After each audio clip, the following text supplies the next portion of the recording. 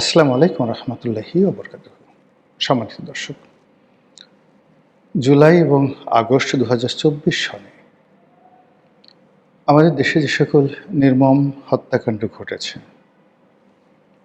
সেই হত্যাকাণ্ডগুলোর মধ্যে যেগুলো ছাত্রলীগ ঘটিয়েছে, যেগুলো পুলিশ ঘটিয়েছে, সেগুলোর বিচার হচ্ছে এবং এটা হতেই হবে।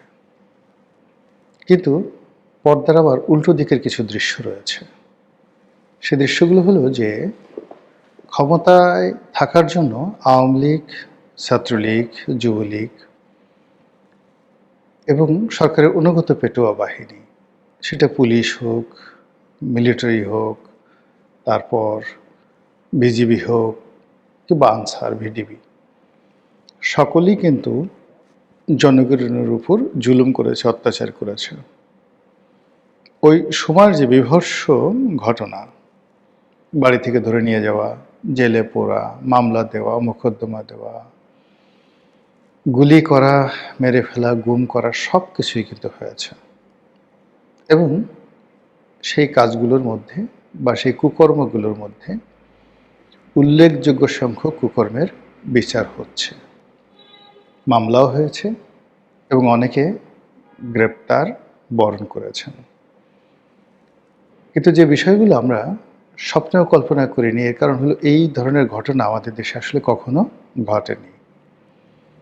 আমাদের দেশে অতীতে সরকারের বিরুদ্ধে সশস্ত্র যুদ্ধ হয়েছে, বিপ্লব হয়েছে, বিপ্লব করার চেষ্টা করা হয়েছে। বঙ্গবন্ধু জামানাতে জাসদ, তারপর পূর্ব বাংলার সর্বহারা পার্টি সহ আরও দেশের দক্ষিণ পশ্চিমাঞ্চলে অনেকগুলো যে বামপন্থী সংগঠন, অনেকটা নকশাল আদলের সংগঠন, তারা মূলত এরকমভাবে অস্ত্র হাতে ঘোরাফেরা করত এবং মানুষকে হত্যা করত সরকারকে বিপদে ফেলার জন্য। কিন্তু মানে সরকার পরিবর্তন করার জন্য না, একটা নতুন বিপ্লব করার জন্য কিংবা সরকারকে নাস্তানাবুদ করার জন্য তারা একটা মানে বিপ্লবের একটা ছক তারা করত, যেটিকে নকশাল আন্দোলনের সমপর্যায়ের আন্দোলন মনে করা হতো।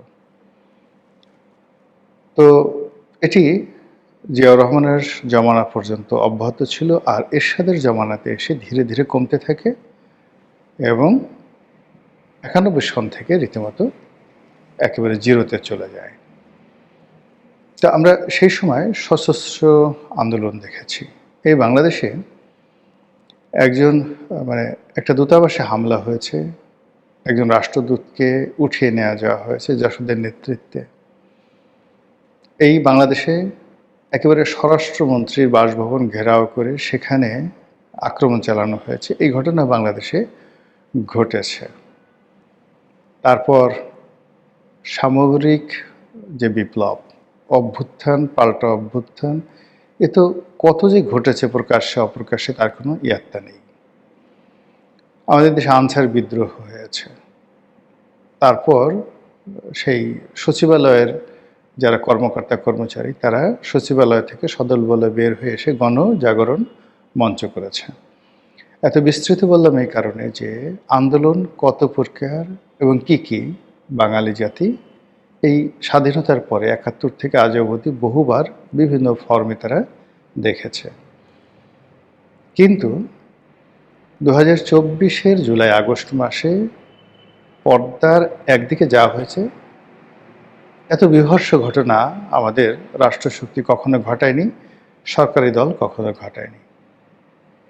আবার একই সঙ্গে ঠিক জুলাই আগস্ট বিপ্লবের পরে যখন অন্তর্বর্তীকালীন সরকার এলো, আমাদের মোহ কাটতে থাকলো, আমাদের চিন্তা চেতনার দ্বার উন্মুক্ত হতে থাকলো এবং আমরা ভাবতে শুরু করলাম যে এটি কেন হলো, কিভাবে হলো।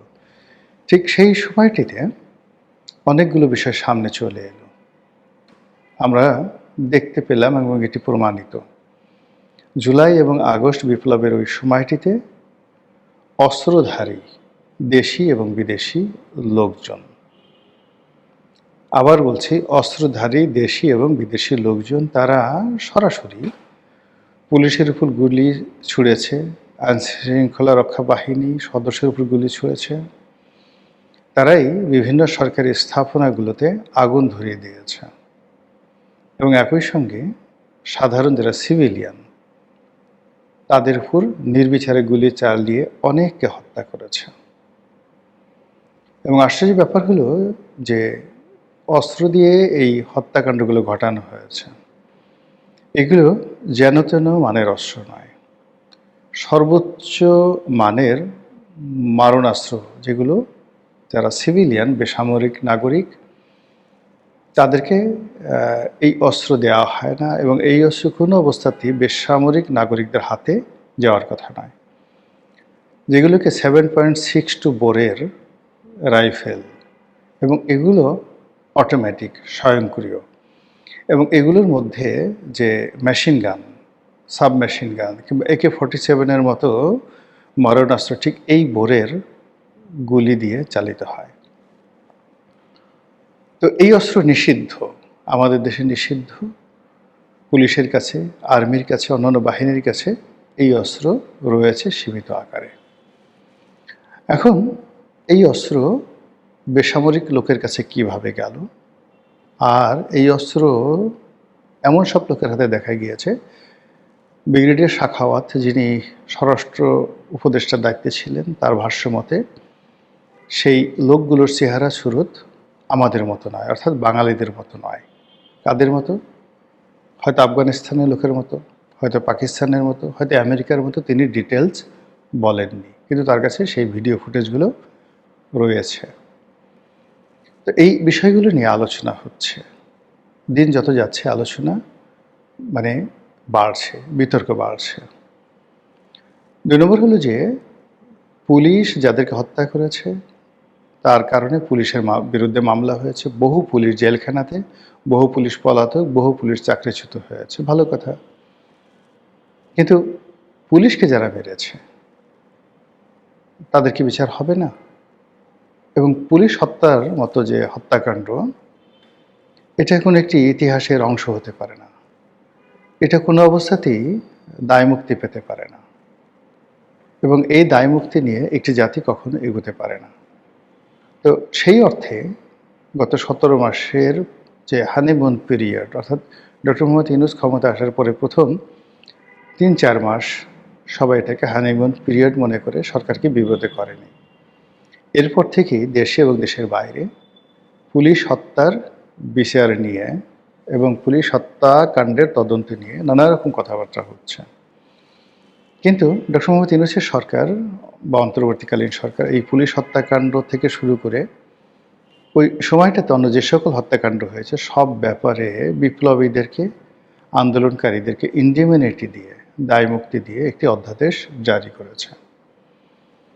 এখন এই অধ্যাদেশ পাশ হবে কি হবে না, থাকবে কি থাকবে না, পুলিশ হত্যার বিচার হবে কি হবে না, এগুলো নিয়ে জোর বিতর্ক চলছে। খোদ সরকারের মধ্যে 2টো গ্রুপ আছে। মির্জা ফখরুল সাহেবের মতো প্রগতিশীল মানুষ যারা আছেন তাদের বক্তব্য হলো যে পুলিশ হত্যার বিচার হতে হবে এবং হবে। অন্যদিকে স্বরাষ্ট্র মন্ত্রণালয়ের দায়িত্বে নিযুক্ত জনাব সালাউদ্দিন সাহেব, যাদের সঙ্গে আন্দোলনকারীদের একটা সম্পর্ক অনেক আগের থেকেই ছিল, অনেক আন্দোলনকারী তারা প্রকাশ্যে বলেছেন যে সালাউদ্দিন সাহেব যখন ভারতে ছিলেন ঠিক সেই সময়টাতে তার সঙ্গে পরামর্শ করে তারা অনেক কাজকর্ম করেছেন। অনেকে বলেছেন যে তারা যে সকল কর্মকাণ্ড করেছেন এই সকল কর্মের পরামর্শ, লজিস্টিক সাপোর্ট এবং অনেক ক্ষেত্রে অর্থনৈতিক সহযোগিতা তারা সালাউদ্দিন সাহেবের কাছ থেকে পেয়েছেন। কারা বলেছেন? এই যে এখন মন্ত্রী পরিষদে অংশগ্রহণ করেছেন বা বিএনপির যে নির্বাচনী জোট, সেই জোটে অংশগ্রহণ করেছেন নুরুল হক নুরু, ভিপি নুরু, তিনি নিজের মুখে এই কথা প্রেসের সামনে বলেছেন। তিনি আরও বলেছেন যে আন্দোলনের, জুলাই আগস্ট আন্দোলনের মাস্টার মাইন্ড জামাত নয়, জুলাই আন্দোলনের মাস্টার মাইন্ড হলেন তারেক রহমান এবং তারেক রহমান সাহেব তাকে নির্দেশনা দিয়ে, ভিপি নূরকে নির্দেশনা দিয়ে অনেক কাজ ঢাকার শহরে করিয়েছেন, আন্দোলন করেছেন, লড়াই করেছেন, সংগ্রাম করেছেন এবং ভিপি নূরকে অর্থনৈতিকভাবে তারেক রহমান সাহেব সহযোগিতা করেছেন। একইভাবে ইশরাক হোসেন, ইশরাক হোসেনও এই ভিপি নূরের মাধ্যমে অনেক কাজ করেছেন। পার্থ ও ভিপি নূরকে দিয়ে অনেক কাজ করেছেন। অর্থাৎ এই যে জুলাই আগস্ট বিপ্লব, সেই বিপ্লবের মধ্যে মূলত জামাতের যারা মাস্টার মাইন্ড ছিলেন তারা, নাহিদ, হাসনাত, সার্জিস, তারা তো আছেনই। তার সঙ্গে সঙ্গে ভিপি নুরুল হক নুরু অন্যতম গুরুত্বপূর্ণ ব্যক্তি। তার নিজের বক্তব্য অনুযায়ী তারেক রহমান সাহেব, ইশরাক হোসেন, সালাউদ্দিন সাহেব, তারা এই শহরের আন্দোলন, লড়াই সংগ্রামের ব্যাপারে দিক নির্দেশনা, অর্থনৈতিক সাহায্য এবং অন্যান্য ব্যাপারে লজিস্টিক সাপোর্ট নুরুল হক নুরুকে দিয়েছেন। এই কারণে নুরুল হক নুরু সরকারের খুবই গুরুত্বপূর্ণ একজন মন্ত্রী হিসেবে দায়িত্ব গ্রহণ করেছেন। ওই সময়টিতে হয়তো ববি হাজ্জাজ, হয়তো ওই সময়টিতে জোনায়েদ সাকি, তারাও গুরুত্বপূর্ণ দায়িত্ব পালন করেছেন। ওই সময়টাতে হয়তো ডক্টর জাহিদ, এখন যিনি উপদেষ্টা রূপে অংশগ্রহণ করেছেন, তারাও গুরুত্বপূর্ণ দায়িত্ব পালন করেছেন। এখন সমস্যা হলো যে যখন ক্রেডিট নেওয়ার দরকার ছিল তখন সবাই বলছে যে আমরা করেছি, আমরা মাস্টার মাইন্ড, আমরাই বিপ্লব করেছি। কিন্তু যখনই পুলিশ হত্যার বিষয় আসছে এবং ওই সময়টাতে আরও যে সকল বেসামরিক নাগরিকদের হতাহতের ঘটনার সামনে আসছে, তখন আর এখন কেউ সামনে ক্রেডিট নিতে আসছে না, সবাই যে যার মতো করে ছিটকে পড়ছে। কিন্তু যারা সত্যিকার অর্থে বিপ্লবী, ফ্রন্টিয়ার লাইনে ছিলেন এবং গত 17 মাস সরকার পরিচালনা করছেন, সেই হাসনাত, সার্জিস, মাহফুজ যারা আছেন, তাদের মধ্যে কিন্তু আতঙ্ক ছড়িয়ে পড়েছে। একটা বিষয় স্পষ্ট যে যদি আপনি পুলিশকে অ্যাক্টিভেট করতে চান, রাষ্ট্রকে স্বচ্ছ করতে চান এবং জুলাই আগস্ট বিপ্লবের যে সত্যিকার স্পিরিট, এটিকে আপহোল্ড করতে চান, তুলে ধরতে চান, তাহলে অবশ্যই পুলিশ হত্যাকাণ্ডের বিচার আপনাকে করতে হবে নিরপেক্ষভাবে, নির্ভুলভাবে, সুষ্ঠুভাবে। তা না হলে এটি ক্ষত থেকে যাবে, অমীমাংসিত থাকলে সরকারের জন্য দুর্নাম বদনাম ডেকে আনবে এবং এই ধরনের ঘটনা আগামীতে বহুবার ঘটবে। আর যখন পুলিশ দেখবে যে তাদেরকে মারা যায়, তাদেরকে হত্যা করা যায়, আর সেই সকল হত্যাকাণ্ডের বিচার হয় না, তদন্ত হয় না, তখন আপনি কোনো অবস্থাতে আপনার প্রয়োজনে, রাষ্ট্রের প্রয়োজনে পুলিশকে ব্যবহার করতে পারবেন না। তো সেক্ষেত্রে টুডে অর টুমরো এই বিচারটা হতে হবে। যদি যেহেতু এখানে জুলাই আগস্ট বিপ্লবের মাস্টার মাইন্ড নিয়ে জামাতের সঙ্গে, এনসিপির সঙ্গে, বিএনপির সঙ্গে অতীতে টানাটানি হয়েছে, যেহেতু এখানে স্বয়ং সালাউদ্দিন সাহেবের নাম আসছে, তারেক রহমান সাহেবের নাম আসছে, এরশাকের নাম আসছে, আর অনেকের নাম আসছে, পার্থর নাম আসছে, আবার অন্যদিকে ডক্টর মোহাম্মদ ইউনূসের নামও আসছে। তো এই বিষয়গুলো আসলে ধামাচাপা দেওয়া যাবে না। বিএনপির জন্য সবচেয়ে নিরাপদ হবে, যেহেতু তারা ক্ষমতায় আছে, তারা যদি এই হত্যাকাণ্ডের বিচারটা সুষ্ঠুভাবে করে, এমনকি তার নিজের দলের যারা লোকজন আছে, যদি কেউ এর সঙ্গে জড়িত থাকে, তাদেরকে যদি শাস্তি দেওয়া হয় এবং এই কাজগুলো সম্মিলিতভাবে কেউ এককভাবে করতে পারেনি, এই কাজ যারা করেছে তারা বিচ্ছিন্নভাবে যে যার মতো জায়গা থেকে করেছে, কাজেই তদন্ত যখন হবে তখন সেখানে বহু মানুষ ফেঁসে যাবে।